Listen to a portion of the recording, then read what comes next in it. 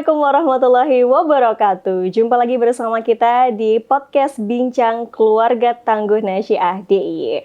Kali ini kita kedatangan tamu spesial lagi nih, yang kemarin sudah bincang-bincang masalah teknologi digital. Nah, kita sambung lagi nih. Selamat siang Yunda Kitty. Selamat siang. Masya Allah. Masih tetap berseri-bersinar. Berseri dong. Habis makan, tenaganya balik. Gimana hari ini, bahagia Yunda? Bahagia selalu. Alhamdulillah. Oke, Yunda, menyambung dengan episode kemarin nih Yunda. Kemarin kan sudah berbicara tentang positifnya, apa yang bisa kita tanamkan ya, nilai-nilai yang bisa kita tanamkan untuk keluarga. Nah sekarang mengenai negatifnya nih Yunda, gimana sih dampak yang dirasakan dari penggunaan media sosial terhadap keluarga, khususnya anak-anak kita nih Yunda? Oke, siap. Oke, jadi kalau kita ngomong positif jelas ada kan, dan teman-teman juga udah bisa merasakan sendiri bagaimanakah positifnya sih sosial media, pokoknya digital, gadget dan sebagainya itu pasti lebih banyak gitu ya. Iya. Pasti banyak juga gitu, tapi juga ternyata banyak juga nih negatifnya gitu ya. Terutama bagi kita nih ibu-ibu muda, lagi masa-masa kalau anak-anak muda yang quarter life crisis ya, itu pasti merasakan banget ya kalau sosial media itu benar-benar bikin jadi trigger banyak galau, ada postingan dikit gitu ke-trigger. Jadi gitu kayak ya. apa ya, bisa ke-trigger gara-gara sosial media. Dan itu bikin dampaknya itu nggak hanya ke psikis, ke fisik malah juga bisa. Jadi fisik bisa, psikis bisa. Mungkin kita mulai dari fisik dulu nih. Dampaknya fisik apa Yunda? Oke, fisik. Mbak Rika kalau lihat HP nyekrol terus sampai 2 jam 3 jam, pusing nggak kira-kira? Lebih pusing dan capek banget sih mata ini. Mata capek gitu, mata jelas fungsinya akan turun. Terus apa, stres juga, karena di sini tuh kayak pening, kayak tegang gitu nggak sih?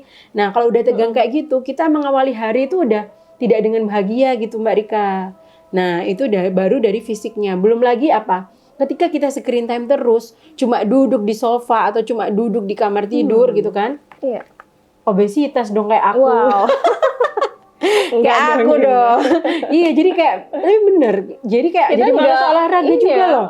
Jadi malas keluar, malas ketemu orang. Kalau jadi dulu kurang gerak gitu ya. Kurang gerak, kita jadi malas. Gitu. Bahkan masak pun kita akhirnya go food gitu ya, gara-gara kita screen time terus gitu kan. Itu apa-apa panggil tukang galon, Pak galon gitu. Benar, itu baru baru fisik gitu. yang itu ya, baru pikiran. Belum lagi yang postingan. Nah, anak-anak yang quarter life crisis yang baru muda-muda, mungkin teman-teman Nasyiah juga mengalami ya, yang umurnya 20 tahun ke atas gitu, yang awal-awal gitu. Teman-teman cabang di daerah masih segitu itu ya umurnya ya. Misal ada yang posting soal temennya udah dapat kampus misal, atau mungkin ada yang ternyata ada temenku yang misal belum nikah, udah menikah gitu. Akhirnya apa? Asam lambung naik, bener nggak sih? GERD gitu ya. GERD, asam lambung naik, terus akhirnya pusing, keliangan, terus ditambah lagi belum tensinya juga ikut naik kayak gitu.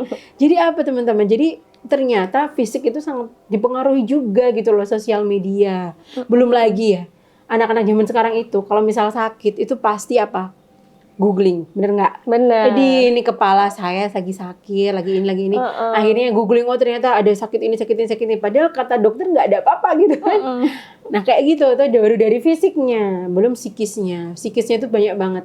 Penyakit hati itu jadi tambah banyak juga. Apa aja itu? Ada iri, ya nggak? Yang tadi itu ya, tak cerita ada iri, dengki, hasad. Pokoknya ada ain juga gitu ya. Betul. Terus tambah lagi apa? Tambah lagi kita tuh kayak nggak bisa bersyukur gitu loh, jadi kayak aduh pencapaian temenku kayak gini, pencapaian jadi kita merasa kurang-kurang terus gitu ya.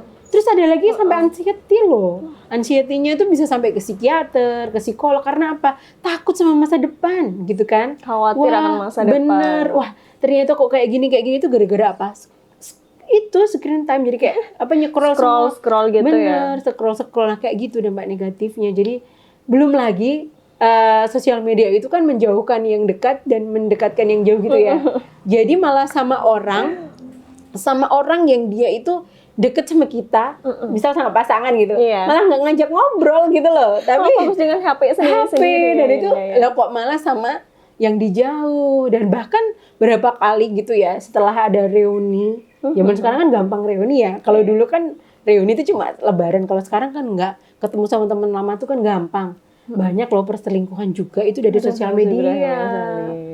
Nah, saking banyaknya itu benar-benar yang kita harus pinter-pinternya memanajemen gitu ya. Jadi apa yang bisa kita kerjakan pakai sosial media tapi bermanfaat, karena itu dihisap. Apa yang harus jauh lah kita jauhi kayak bisa gitu. nggak sih Yunda, cara kita membatasi itu seperti apa sih kira-kira? Kalau aku sendiri ya, kalau di rumah itu kita udah pakai family link. Jadi anak-anak itu cuma dikasih waktu 1 jam sampai 2 jam gitu, supaya dia kalau udah selesai nge-game misal atau apa gitu tiba-tiba langsung mati. Oh, HP-nya langsung mati ya? Langsung nggak bisa dipakai kayak gitu. Itu family link gitu yang pertama. Itu bisa ditiru juga ya untuk ibu-ibu muda. Pakai family link. Itu ada caranya di YouTube itu semua ada gitu. Terus yang kedua, itu benar-benar kita harus memberikan kegiatan-kegiatan anak yang lebih menarik. Jadi kalau anak-anak saya tuh sukanya kan alam. Kita ajak main lah. Ya memang menghabiskan uang sih. Benar sih. Tapi paling enggak memang gini. Kita itu yang paling diingat sama anak-anak tuh sebenarnya bukan mainan yang mahal. Tapi bukan barang-barang yang mahal. Dengan orang tua. Kebersamaan. Dan kadang diajak main keluar kota kemana. Itu malah itu yang paling terngiang-ngiang. Kemarin saya sempat tengok tuh postingannya Yunda gitu. Ngajak anak-anaknya ke Kota Blitar kan. Oh iya. Jadi itu kondangan sebenarnya. Oh gitu. Tapi karena kita mikirnya kita tuh selain kondangan harus ada silaturahimnya, harus ada belajarnya juga. Itu jadi wahana belajar. Jadi sekali dayung 20 terlampaui. Betul. Jadi memang effortnya agak gede ya, karena kita juga biaya keluar dan sebagainya. Tapi berkorban untuk anak, kenapa enggak gitu? Sebenarnya hal itu kan kita memang susah-susahnya itu di awal ya, tapi benar-benar manfaatnya itu kita petik di hari esok. Betul. Jadi family link, terus ajak kasih kegiatan yang lebih enjoy, lebih asik gitu di luar. Terus yang ketiga, teladan juga. Kalau anaknya itu nggak pengen anaknya itu main HP, berarti orang tuanya jangan main HP dong di depan anaknya. Karena anak itu meniru ya, meniru apa yang orang tuanya lakukan. Betul. Dikasih nasihat 1000 aja nggak dengar, tapi kalau teladan 1 aja itu niru, karena mereka peniru. Itu salah satu metode Rasulullah juga ya. Oh benar. Dalam berdakwakan dengan keteladanan atau uswah hasanah tadi. Betul. Keren banget nih Ustazah. Oke, mungkin itu dulu sih kalau buat keluarga ada 3 itu ya. Jadi benar-benar kita dari diri sendiri, kita mulai dari mencocokkan anak-anak gitu sih. Oke, itu mungkin yang bisa kita kulik-kulikin ya di. Terima kasih loh ya sudah berbagi. Terima kasih nih, kita udah berbagi ilmu, berbagi informasi semuanya tentang kehidupan pribadi juga mungkin ya. Oke, Yunda di seluruh Indonesia. Nantikan podcast kita di episode selanjutnya bareng Yunda Kiti dan juga Yunda lainnya. Terima kasih. Wassalamualaikum warahmatullahi wabarakatuh. Terima kasih.